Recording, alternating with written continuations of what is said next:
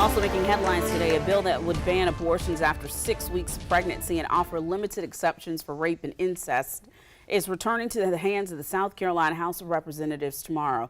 News 19's Becky Buds is at the State House now with more on what we can expect.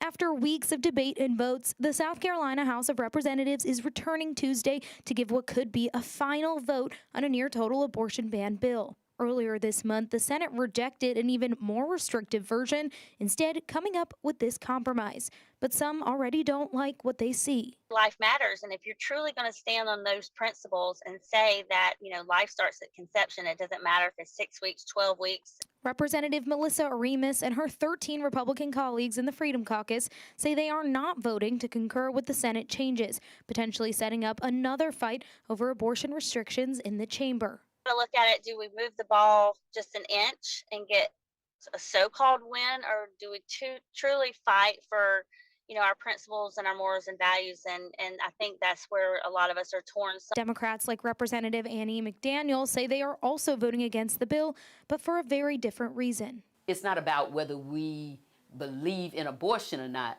We just believe that a woman should have the right to choose. In August, the House passed a proposal that would ban nearly all abortions in the state, except for the mother's life and in cases of rape and incest up to 12 weeks of pregnancy. But senators then failed to pass that more restrictive ban, instead sending the House a new bill that sets the ban to 6 weeks, like the current fetal heartbeat law. It makes exceptions for rape and incest only up to 12 weeks of pregnancy and requires 2 doctors to confirm a fatal fetal anomaly. I would like to just see it die. And if we have to start over again next year, then so be it. If the House agrees, the bill heads to the governor's desk for his signature. If they don't, the bill goes to a committee where 3 House members and 3 senators will be tasked with reaching a compromise for both chambers.